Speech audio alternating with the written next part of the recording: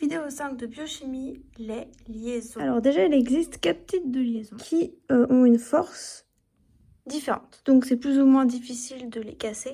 La plus faible, c'est la liaison de Van der Waals. Puis il y a l'hydrogène, les liaisons d'hydrogène, les liaisons ioniques et les liaisons covalentes. Les liaisons de Van der Waals et les liaisons hydrogènes sont considérées comme les liaisons de faible énergie, les liaisons faibles. Et les liaisons ioniques et covalentes sont les liaisons fortes. Les liaisons donc avec une grande force d'énergie nécessaire pour les casser et les former. Et donc ces liaisons sont déterminées par 2 paramètres, donc leur force de liaison et la distance entre les molécules qui sont liées, ou les atomes. Liaison de Van der Waals, une force de liaison de 0,1 calorie par mol. Les liaisons hydrogènes qui sont un peu plus fortes, avec 1 kilocalorie par mol. Les liaisons ioniques avec 3 calories par mol battent l'hydrogène. On nous championne les covalentes, les liaisons covalentes avec 90 kilocalories par mol, une force de liaison de 90 kilocalories par mol. Bon, maintenant on va voir tout ça plus en profondeur. C'est parti, on commence avec les liaisons de Van der Waals. Liaison de Van der Waals, donc avec une force de liaison de 0,1 calorie par mol et une distance entre atomes ou molécules qui sont liées grâce à cette liaison de 3,5 angstroms. Plus la distance est grande, plus les forces de liaison est petite. Donc les liaisons de Van der Waals, ce sont les liaisons les plus faibles. L'interaction électromagnétique entre atomes. Les liaisons de Van der Waals sont pas particulières parce qu'elles ont plusieurs façons de fonctionner. D'abord, on va s'intéresser à la façon dipôle-dipôle. Ça fonctionne que pour les molécules polaires. Ici, on en avait une précédemment, c'est l'eau, la molécule polaire par excellence. Ce qui se passe, c'est que on peut complémentarité des charges. La charge partielle positive, elle va être attirée par la charge partielle négative. Comme on l'a vu dans la vidéo précédente avec celle qui se dissout dans l'eau, on avait vu que la molécule d'eau, elle est capable de se lier aux ions et finalement de les séparer les uns des autres. Les ions, on avait vu que ce sont des charges totales, ce ne sont pas des molécules polaires.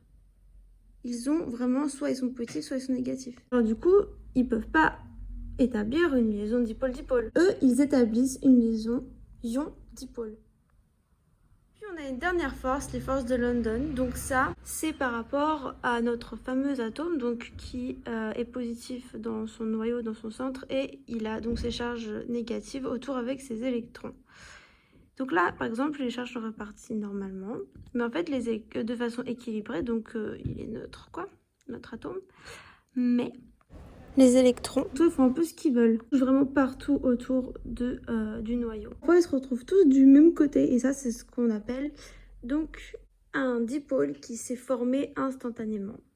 C'est pas stable dans le temps, moins de molécules d'eau. Et quand cette molécule, cet atome qui a à cet instant répartie de façon disproportionnelle, on va dire, et qui croise donc une autre molécule, un autre atome, et ben par induction, cette deuxième molécule, ce deuxième atome va lui aussi se créer un dipôle. Donc ça, c'est la capacité donc de devenir polaire, on va dire, où il croise cet atome ou cette molécule qui a été polarisée comme ça. On appelle ça la polarisabilité, la capacité d'envoyer tous ces électrons d'un côté. On résume pour les forces de Van der Waals. On a les liaisons dipôle-dipôle. Ici, des charges partielles pour dipôle-dipôle qui sont du coup stables.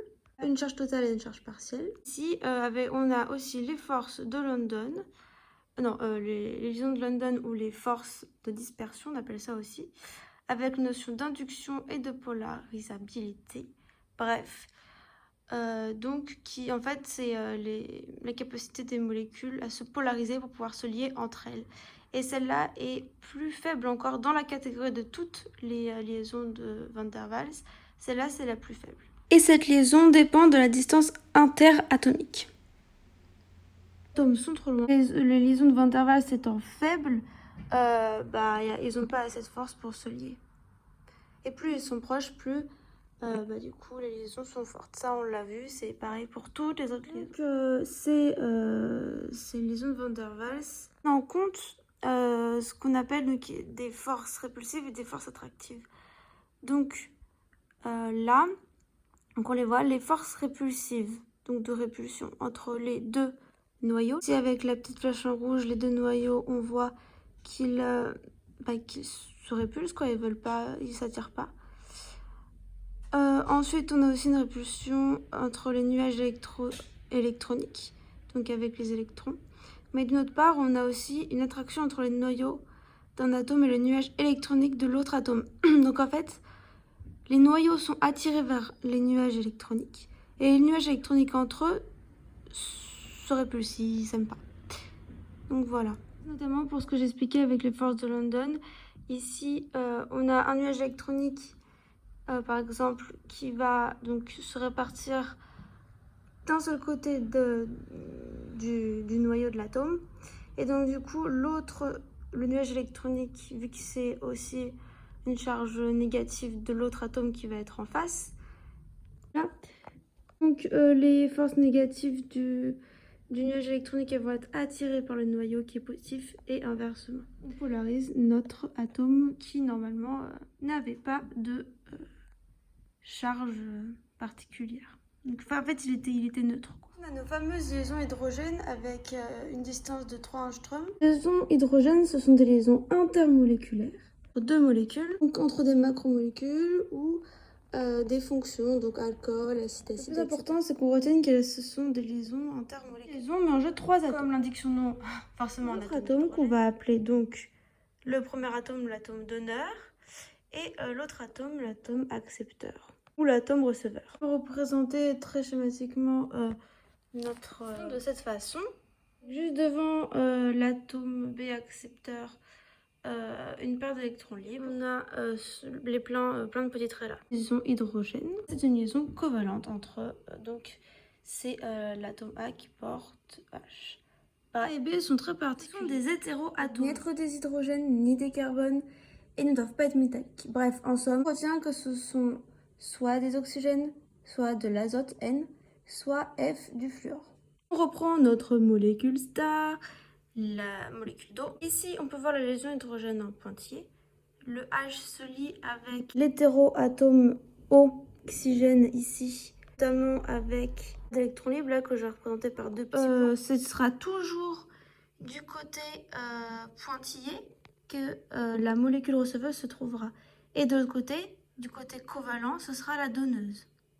Il y a un sens, elle n'est pas comme ça. On le voit, ça forme quelque chose de droit. Pour l'hydrogène, une force de liaison de 1 kcal par mol et une distance de 3 angstroms. Il faut retenir que les atomes A et B sont atomes et surtout que quand on va vous demander de chercher, ce sera certainement ça. Dire oxygène, azote ou fluor.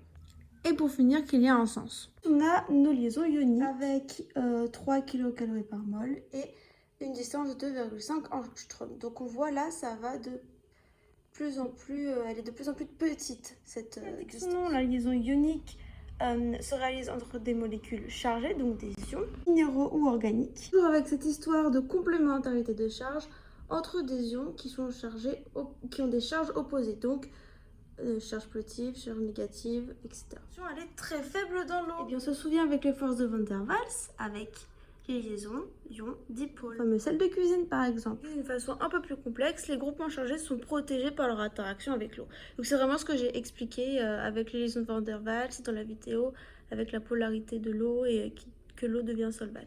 Là, la différence avec qui vont mettre en commun deux liaisons ioniques, elles, échanger électrons. C'est-à-dire que par exemple avec le sel, pour le Na, il va donner un électron au chlorure et donc créer un déséquilibre, et enfin voilà. Et du coup, le Na il va devenir plus et Cl, le chlorure, va devenir moins. Et l'ion qui va capter l'électron, c'est un non-métal. Et l'autre, c'est un métal. Les liaisons sont affaiblies en présence de sel, Na+, Cl-. Donc, par exemple, dans les groupements phosphates, eh bien, on a des ions. Par exemple, l'eau, le O, là, l'oxygène, il a une charge négative. Et donc, s'il y a du sel, donc des ions au final, d'autres ions, ça va rentrer en compétition et affaiblir les liaisons. Bref, on retient juste que les liaisons sont affaiblies en présence de sel. Ici le groupe phosphate. Par exemple, ici on en a un exemple. Ici on a mis de l'eau, ok. Donc ça a séparé notre sel. Enfin ça, voilà, ça a séparé les ions entre eux. Et du coup, ces ions qui sont isolés, après il y avait aussi des groupes phosphates à l'intérieur. Et donc les ions négatifs vont vers les oxygènes qui sont positifs. Non, les ions, bref, inversement. Les ions du sel vont prendre la place des ions des autres molécules à laquelle par exemple le groupe phosphate devait se lier, donc ici le magnésium. L'importance dans les systèmes biologiques, c'est l'interaction entre une enzyme et son substrat. Donc voilà, ici on voit bien moins plus. C'était pour les liaisons ioniques avec 3 kcal par mol dans l'eau et 2,5 angstrom de distance. Les liaisons covalentes avec 90 kcal par mol et 1,5 angstrom de distance. Mise au commun d'électrons entre deux atomes. C'est vraiment la liaison la plus forte. Les électrons mis en commun, c'est ce qu'on appelle des doublets d'électrons. Ce sont des électrons qui sont sur le même orbital. Et ça, ce sont des électrons qui, quand on fait les calculs de probabilité, ils ont une probabilité très très forte de se retrouver à cet endroit-là tous les deux. Pour nos liaisons, et maintenant, vidéo sur les interactions.